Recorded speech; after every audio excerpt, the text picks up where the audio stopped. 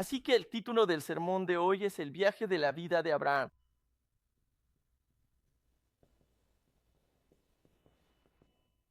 Número 6, ¿verdad? Y trata sobre Moriah. Aunque Moriah no es uno de los lugares donde Abraham vivió, debimos haber ido de Berseba a Hebrón. Hebrón fue el 10º lugar donde él vivió. Su esposa, Sara, murió ahí y eventualmente Abraham murió ahí y fue enterrado en la cueva de Macpela en Hebrón. Pero hoy voy a hablar sobre Moriah porque ahí fue donde tuvo lugar la prueba final de Abraham. La prueba final de Abraham ocurrió en el monte Moriah. Así que creo que esto es muy importante. Así que vamos a concluir nuestro estudio sobre Abraham aquí. Entonces, antes de continuar, déjenme resumir la vida de Abraham. ¿Ok? La vida de Abraham se puede resumir con una gráfica.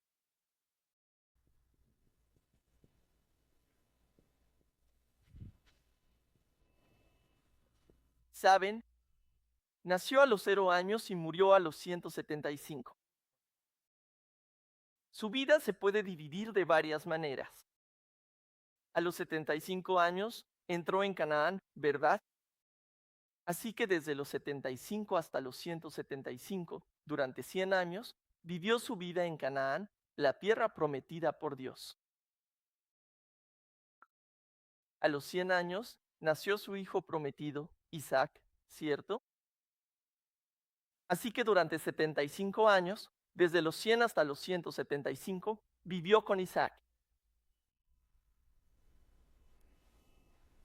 Pero durante los primeros 75 años, ¿con quién vivió? Vivió con su padre, Taré.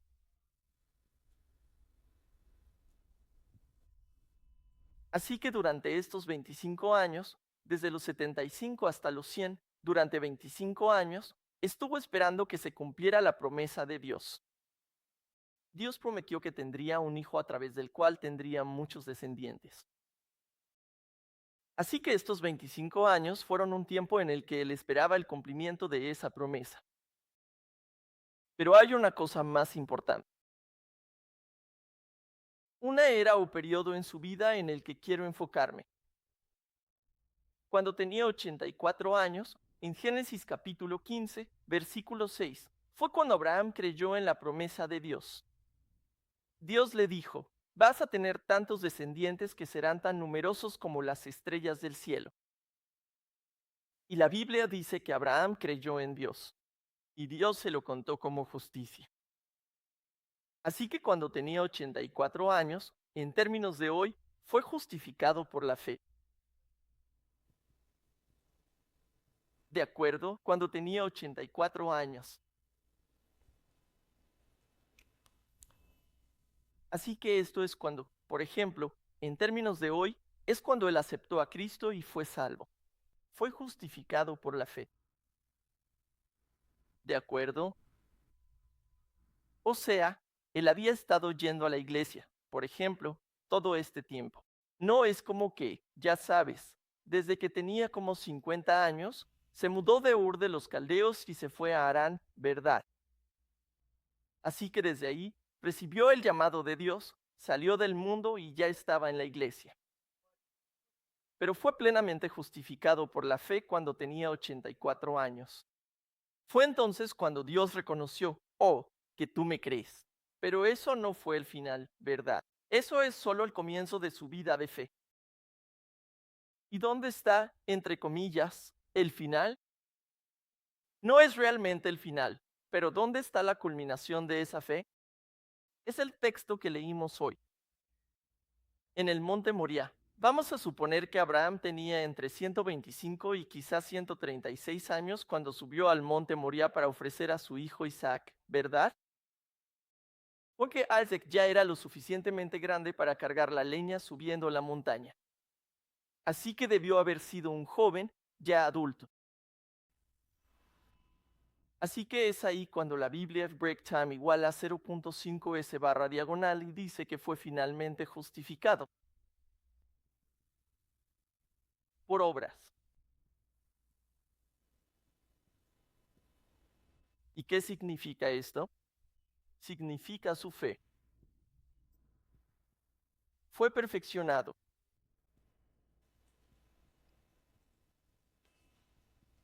¿Su fe era qué? Su fe fue perfeccionada. Pasemos a Santiago capítulo 2, versículos 21 al 23.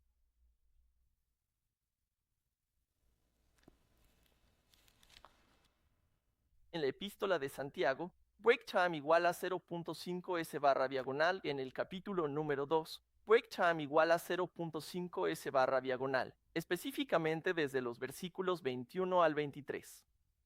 Break time igual a 0.5 s barra diagonal 21 al 23. Así que Santiago, capítulo 2, versículo 21, dice, ¿no fue justificado por las obras Abraham, nuestro padre, cuando ofreció a su hijo Isaac sobre el altar? ¿Ves que la fe actuaba juntamente con sus obras, y como resultado de las obras, la fe fue perfeccionada?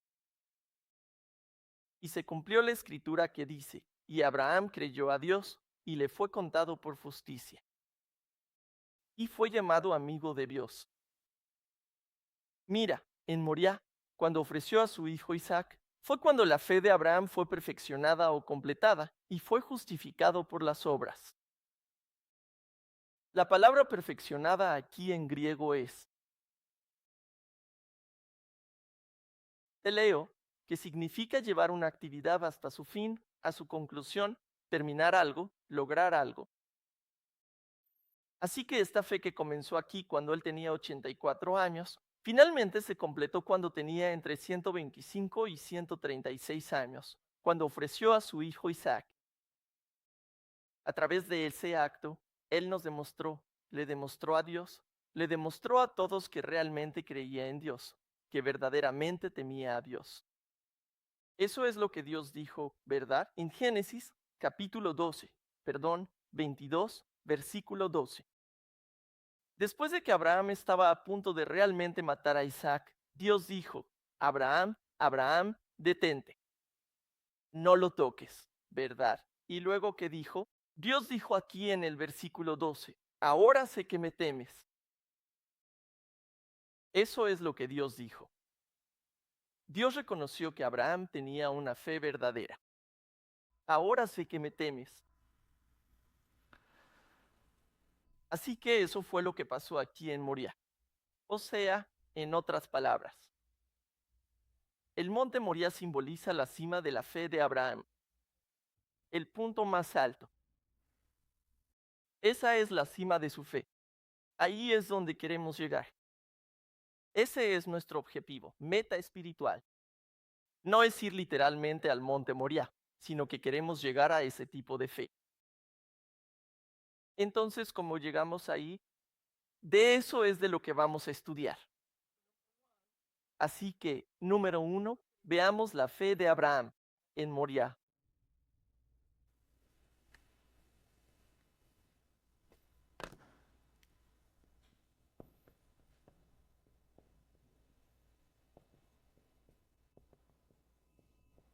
Creo que todos nosotros aquí, o al menos la mayoría, hemos aceptado a Cristo. Hemos creído en Él, ¿verdad? Así que ya hemos sido justificados por la fe, ¿cierto? Por lo menos, ya hemos llegado a ese punto. Pero ahora queremos ser como Abraham. Queremos llegar a la culminación, la perfección de esa fe, ¿verdad? Eso sucedió en Moriah. Así que, ¿qué tipo de fe tenía Abraham? Bueno, Dios dijo, como mencioné en Génesis 22, versículo 12, este fue el reconocimiento de Dios. Él dice, ahora sé que me temes, ¿verdad? Entonces, ¿qué es temer a Dios? ¿Qué significa eso? En hebreo, la palabra es yare, ¿ok? Yare. Eso significa temer a Dios. Así que esta palabra puede significar muchas cosas. Puede significar realmente como terror. Estás tan asustado que estás aterrorizado. O también puede significar reverencia, respeto. Incluso puede significar adorar. Así que aquí, cuando se usa para Dios de esta manera, creo que es mejor traducirlo como reverenciar a Dios. Tú reverencias a Dios, ¿verdad? Así es como temes a Dios, ¿verdad? Esa era la fe de Abraham. En la Biblia, el temor de Dios es algo muy importante. Todos necesitamos tener temor de Dios. Como seres humanos caídos, necesitamos cierto temor que nos impulse a hacer lo correcto, ¿verdad? Así que, por ejemplo, en Proverbios 9, versículo 10, dice que el temor del Señor es el principio de la sabiduría. ¿Quieres ser sabio en este mundo? Entonces tienes que temer a Dios. El temor de Dios es el principio de la sabiduría. Sin temer a Dios, no puedes ser una persona sabia en este mundo. No tienes sabiduría. También en el Salmo 119, versículo 63, temer a Dios, el temor de Dios significa obedecer sus mandamientos.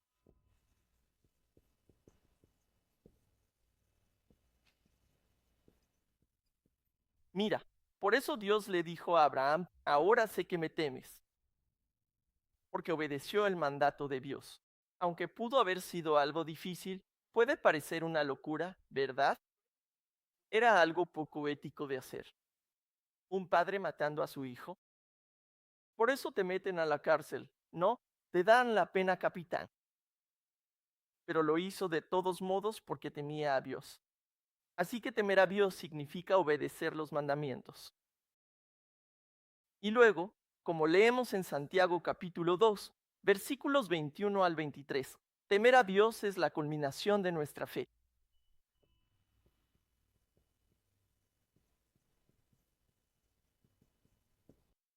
Así que la palabra en inglés, fear, realmente no le hace justicia a lo que esto significa.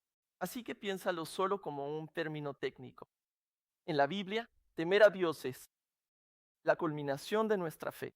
Significa vivir lo que crees. Cuando temes a Dios, eso significa que realmente estás viviendo lo que crees por dentro. Y Abraham pudo hacer eso.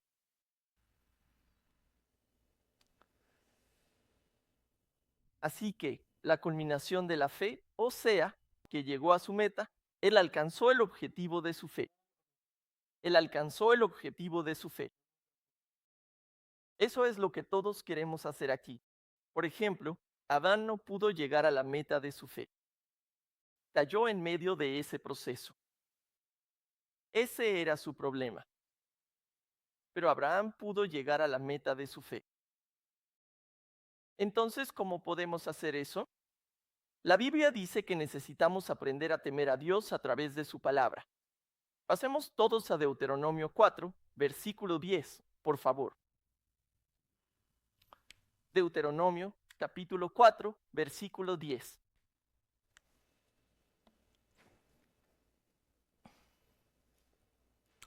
Voy a leer Deuteronomio capítulo 4, versículo 10, que dice, recuerda el día que estuviste delante del Señor tu Dios en Horeb, cuando el Señor me dijo, reúne al pueblo para que escuchen mis palabras, y así aprendan a temerme todos los días que vivan sobre la tierra, y para que enseñen esto a sus hijos. Ven, Dios les dio su palabra para que pudieran aprender a temer a Dios y para que pudieran enseñársela a sus hijos. Ese es el objetivo de nuestra fe. Primero, necesitamos aprender la palabra y aprender a temer a Dios en nuestras vidas. Eso significa vivir lo que creemos, ¿ok? No solo de labios para afuera, no solo aparentar, sino realmente hacer lo que dice la palabra. Y luego, en segundo lugar, necesitamos enseñar eso a nuestros hijos, ¿verdad? Así que la vida de Abraham nos muestra todo este proceso, desde la infancia de la fe hasta la culminación y maduración de la fe, ¿verdad? Por eso Abraham es una figura tan importante en la Biblia. Adán no pudo mostrarnos eso, pero Abraham sí pudo, ¿ok? Así que él vivió lo que nosotros necesitamos hacer en nuestra vida. En otras palabras, hay una maduración de la fe. Es un proceso. La fe no es algo instantáneo, es un proceso. Es un proceso de toda la vida. Nuestra fe necesita crecer y madurar, ¿verdad? Como lo hizo Abraham. Así que ese va a ser mi segundo punto, la maduración de la fe. ¿Qué significa eso? La Biblia habla de que la fe llega a su madurez, ¿ok? Vamos a ver dos versículos importantes aquí. Efesios, capítulo 4, versículos 13 al 15. Leamos esto todos juntos. Efesios, capítulo 4, versículos 13 al 15. Así que Efesios, capítulo 4, versículos 13 al 15. Esto es lo que dice la Biblia. Hasta que todos lleguemos a la unidad de la fe y del conocimiento del Hijo de Dios, a un hombre maduro, a la medida de la estatura de la plenitud de Cristo. Como resultado, ya no seremos niños sacudidos de un lado a otro por las olas y llevados por todo viento de doctrina, por la astucia de los hombres, por las artimañas engañosas del error, sino que, hablando la verdad en amor, crezcamos en todo en aquel que es la cabeza, esto es, Cristo. Ven, tenemos que llegar a una fe madura, ¿verdad? ¿Y qué tipo de fe es esa? Es una fe en la que ya no eres como un niño. Ya no te dejas llevar de un lado a otro como las olas. ¿Escuchas algo de alguien? Ah, ¿de verdad? Te vas para allá. Ah, no, no, te vas para acá. Estás yendo de un lado a otro, de un lado a otro. Ya no te engañan esas doctrinas de hombres, sino que tu fe es madura. Es firme, es inamovible. Ese es el tipo de fe que necesitamos tener. Una más. Vamos a Hebreos 5, versículos 12 al 14.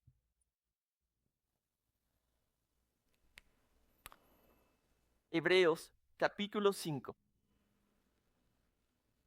Leamos ahora los versículos del número 12 hasta llegar al número 14 en este pasaje de las Sagradas Escrituras correspondientes a este capítulo específico. Hebreos capítulo 5, versículos 12 al 14 dice, porque debiendo ser ya maestros a estas alturas, necesitan que alguien les vuelva a enseñar los principios elementales de las palabras de Dios. Y han llegado a necesitar leche y no alimento sólido. Porque todo el que solo se alimenta de leche no está acostumbrado a la palabra de justicia, porque es un niño. Pero el alimento sólido es para los maduros, quienes, por la práctica, tienen los sentidos ejercitados para discernir entre el bien y el mal. Mira, hay un niño en Cristo que solo puede tomar leche porque todavía no tiene dientes. Pero está el hombre maduro en Cristo que puede comer alimento sólido. Literalmente aquí en griego significa carne. Podías comer carne, algo que puedes masticar, ¿verdad? Porque eres maduro. ¿Y qué significa ser maduro? El versículo 14 dice, por la práctica, por el entrenamiento, ahora puedes discernir entre el bien y el mal. Entonces, en otras palabras, lo que este versículo está implicando es que Adán y Eva en el jardín del Edén eran maduros, podían discernir entre el bien y el mal. No, ¿verdad? Porque comieron del árbol del conocimiento del bien y del mal, del cual Dios les dijo que no comieran. Así que no pudieron discernir. Entonces, en otras palabras, Adán y Eva aún no habían alcanzado una fe madura y cayeron en el camino. Ese fue el problema. Pero Abraham nos muestra a una persona que ha alcanzado ese tipo de madurez en la fe. Así que nosotros también, a través de la práctica y el entrenamiento espiritual y al recibir la palabra de Dios, necesitamos llegar a ese nivel de fe, esa fe madura, para poder discernir entre el bien y el mal.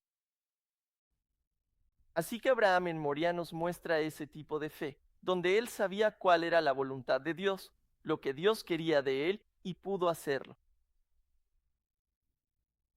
Entonces, ¿qué tipo de fe? La fe es una fe madura. Entonces, ¿qué tipo de fe tenía Abraham?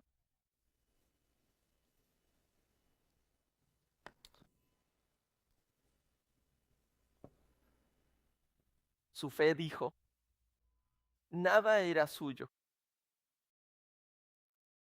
En otras palabras, todos pertenecen a Dios. Ese es el tipo de fe madura que necesitamos tener. Bien, alguien que tiene una fe madura dice, nada me pertenece, todo pertenece a Dios. ¿Cómo sabemos eso? Bueno, ¿cuál era la posesión más preciada de Abraham? Era Isaac. Isaac era su posesión más preciada. Eso fue lo más importante en su vida.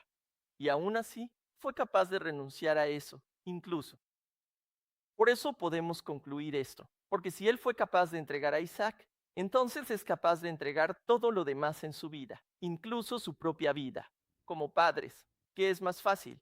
¿Quitarte la vida a tú mismo o quitarle la vida a tu hijo? La posesión más preciada era Isaac, y él fue capaz de entregárselo a Dios. Y eso prueba que Abraham dijo que todo pertenecía a Dios. Esa fue su confesión. Así que el tiempo de Abraham, su dinero, sus posesiones, lo que sea, su intelecto, cualquier cosa, sus talentos, incluso su propia vida. Y finalmente, su último amor, su mayor amor, Isaac. Incluso eso, fue capaz de entregárselo a Dios. Así que la verdadera fe, este tipo de fe madura y verdadera dice, no importa cuán grande y valioso sea el regalo de Dios, porque Isaac era un regalo de Dios, ¿verdad? Él era el hijo prometido que Dios había prometido.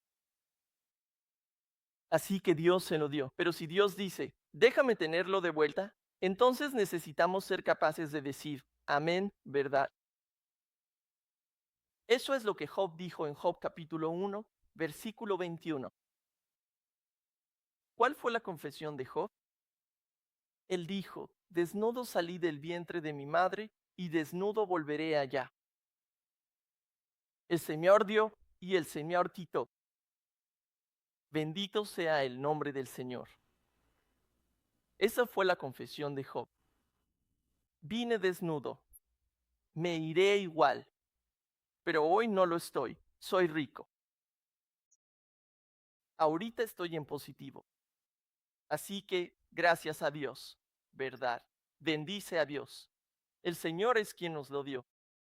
El Señor puede quitárnoslo cuando quiera. Todo le pertenece a Él. En Job, capítulo 13, versículo 15, otra vez, Job dice, aunque Él me mate, en Él esperaré. Job está diciendo, mira, aunque Él me mate, yo seguiré poniendo mi esperanza en Dios. También en Daniel, capítulo 3, versículos 17 al 18, los tres amigos de Daniel, ¿te acuerdas? El rey Nabucodonosor dijo, si no se inclinan ante el ídolo, los voy a lanzar a un horno de fuego. ¿Así que se van a inclinar ante mi ídolo? Y los tres amigos dijeron, no, porque nuestro Dios puede salvarnos. Nuestro Dios es más fuerte que tu Dios. Él nos va a salvar. Y luego el versículo 18 dice, pero aunque no lo haga, aunque Dios, aunque no nos salve, no lo hace. Aún así, no nos vamos a inclinar ante tu ídolo. Esa fue su confesión. Aunque Dios no me salve, aunque muera, igual voy a creer en mi Dios. No me voy a inclinar ante tu Dios. Mira, esa fue la confesión de los tres amigos de Daniel. Realmente increíble, ¿verdad? Ese es el tipo de fe madura que necesitamos tener. En otras palabras, esta confesión está diciendo que, sin importar cuál sea el resultado, no importa. Mi fe en Dios no va a cambiar. O sea, su fe no es condicional ni depende de cuál sea el resultado de los acontecimientos. Si Dios me bendice y me hago rico, entonces trabajaré para Él. No, no es así. No importa cuál sea el resultado o la consecuencia. Mi fe en Él va a permanecer. En tiempos buenos, así como en tiempos malos, ¿verdad? En momentos de abundancia y también en los de escasez. Esa es una fe madura. Jesús dijo, en el jardín de Getsemaní oró, no se haga mi voluntad, sino la tuya, ¿cierto? ¿Y cuál era esa voluntad? Que Jesús muriera en la cruz. Así que él estaba confesando, si tengo que morir, y si esa es tu voluntad, Dios, entonces lo haré. Estos son algunos ejemplos de fe madura. Y la fe madura nos enseña que tus acciones, tus obras, revelan tu verdadera fe, no tus palabras. No es solo de labios para afuera. Tus acciones, la manera en que vives, las cosas que haces, revelan en que crees realmente.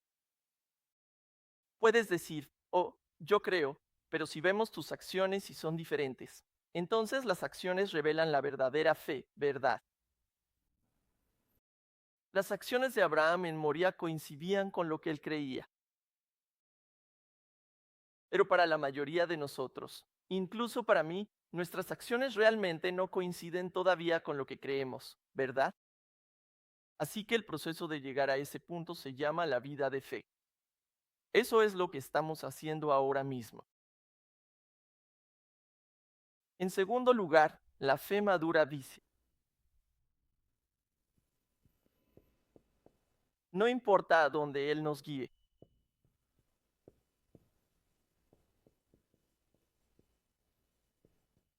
lo vamos a seguir. Eso es lo que dijo la fe madura. No importa a dónde Dios nos lleve, lo vamos a seguir porque confiamos en Él. ¿A dónde estaba guiando Dios a Abraham en Génesis capítulo 22, versículo 1, que leímos hoy? Lo estaba guiando al monte Moriah. Le dijo, Abraham, toma a tu único hijo, tu hijo amado, llévalo a una montaña en Moriah y mátalo. Ofrécelo como holocausto. Y Abraham dijo, amén.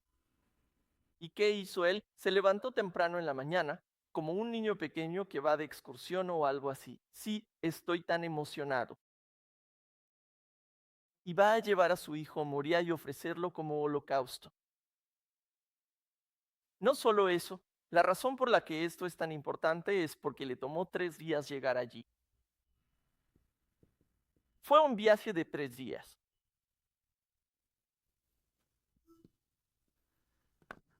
No fue solo una acción impulsiva. Abraham, mátalo. Ok, no fue así. Le tomó 3 días caminar con él. Imagínate 3 días lo que pasa por tu mente. ¿Esto está bien? ¿Esto realmente viene de Dios o es de Satanás? ¿Me estoy volviendo loco? ¿Me lo imaginé? 3 días es mucho tiempo. Y él caminó esos 3 días y aún así obedeció. Por eso su fe es tan significativa. Estos 3 días en la Biblia son muy importantes espiritualmente. Hay muchos ejemplos de 3 días. Por ejemplo, si miras en Éxodo 5, versículo 3, Moisés le pidió al faraón de Egipto, déjanos ir un viaje de 3 días al desierto para que podamos sacrificar a Dios. Entonces, ¿en qué estaba pensando Moisés? Él pensaba, si me dan una ventaja de 3 días, podría escapar completamente del alcance del faraón. Entonces, en otras palabras, para Moisés, 3 días era el tiempo necesario para escapar completamente del alcance de Satanás. Porque el faraón simboliza a Satanás, el anticristo, ¿verdad? En Éxodo capítulo 19, versículos 10 y 11, Dios les dijo a los israelitas en el monte Sinaí y le dijo a Moisés que fuera y consagrara al pueblo. Por 3 días, hoy, mañana y al tercer día, descenderé para encontrarme con ustedes.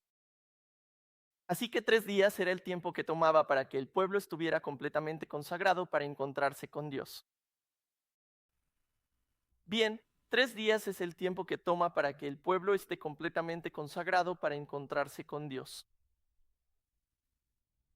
Y, por supuesto, todos conocemos la historia de Jonás, ¿verdad? Jonás, Dios le dijo a Jonás que fuera a Nínive.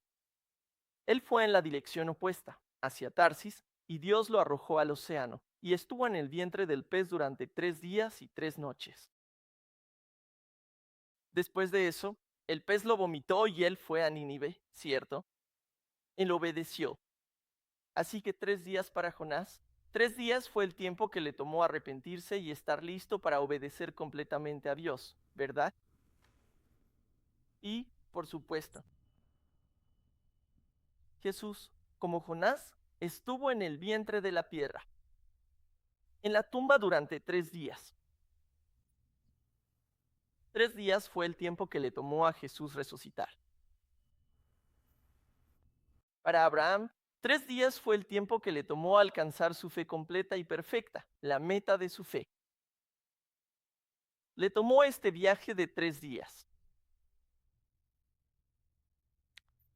Entonces, para nosotros, ¿qué significa este viaje de 3 días?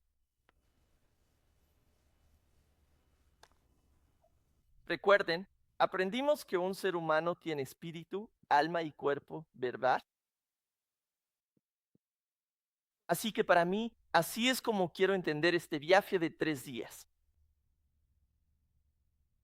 La fe comienza en nuestro espíritu, ¿cierto? La fe comienza en el espíritu. Y luego, eventualmente, tiene que pasar a nuestra alma, apoderarse de nuestra alma. Nuestro pensar, nuestro sentir, nuestro elegir, verdad. Eso es lo que hace el alma, ¿cierto? Todo eso. La fe comienza en el espíritu, eventualmente tiene que filtrarse hasta nuestra alma y, finalmente, tenemos que, con nuestro cuerpo, actuar conforme a lo que creemos.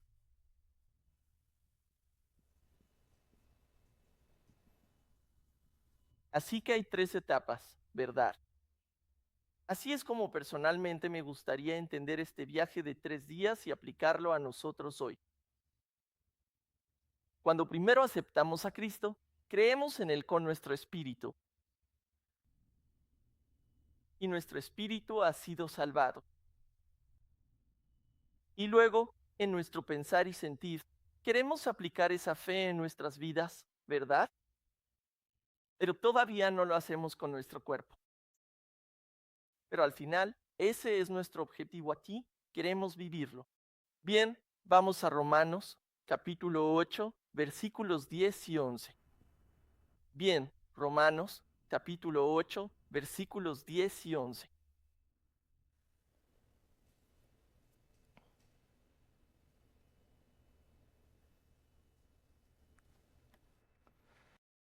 Así que Romanos, capítulo 8, versículo 10, dice, si Cristo está en ustedes, aunque el cuerpo está muerto a causa del pecado, el espíritu vive a causa de la justicia. Cuando primero aceptas a Cristo, tu espíritu está vivo porque has aceptado a Cristo. Tú crees en Él. Y luego el versículo 11 dice, pero si el espíritu de aquel que resucitó a Jesús de entre los muertos habita en ustedes, el que resucitó a Cristo Jesús de entre los muertos también dará vida a sus cuerpos mortales por medio de su espíritu que habita en ustedes. Justo después de creer en Cristo, somos llenos del Espíritu de Dios. Eventualmente, vamos a llegar al punto en que incluso nuestros cuerpos están muertos a causa del pecado, pero eventualmente, queremos que nuestros cuerpos estén vivos en la justicia por medio de su Espíritu, para así rechazar el pecado y caminar en su palabra. Todo ese proceso se muestra en la vida de Abraham. Y Abraham pudo llegar a esa meta en el monte Moría cuando ofreció a Isaac. Así que, en conclusión, Abraham alcanzó su fe perfeccionada en el monte Moría. ¿Y cómo se llama Moría después? Si usted mira en 2 Crónicas 3, versículo 1, dice que Salomón construyó su templo en el monte Moría. Y más tarde se llamó monte Moría. Sión, monte Sión. Así que Moría es el monte Sión. Bueno, después de construirse allí el templo, pasó a llamarse Sión, ciudad de David. Así que Moría es igual a Sión. Y, curiosamente, en el fin de los tiempos, los creyentes, Quienes alcanzan su punto máximo de fe están parados ¿dónde? Si miras en Apocalipsis capítulo 14, versículo 1, dice que están parados en el monte Sión con el Cordero, Jesucristo. Así que eso no significa literalmente que estén en la cima del monte Sión. Tenemos que ir a Israel. Significa que han alcanzado su fe completa y perfeccionada. ¿Quiénes son estas personas? Son los que han sido sellados con el sello del Dios viviente en sus frentes, ¿verdad? En nombre del Padre y el nombre del Cordero, Jesucristo, estaba en sus frentes. Han pasado por la tribulación y han salido de ella con su fe intacta. Esos son los verdaderos descendientes de Abraham. Necesitamos llegar al monte Sión espiritualmente. Necesitamos llegar a ese nivel. Así que me gustaría que termináramos leyendo Apocalipsis, capítulo 14, versículos 1 al 5. Vayamos todos al Apocalipsis. Capítulo 14, versículos del 1 al 5.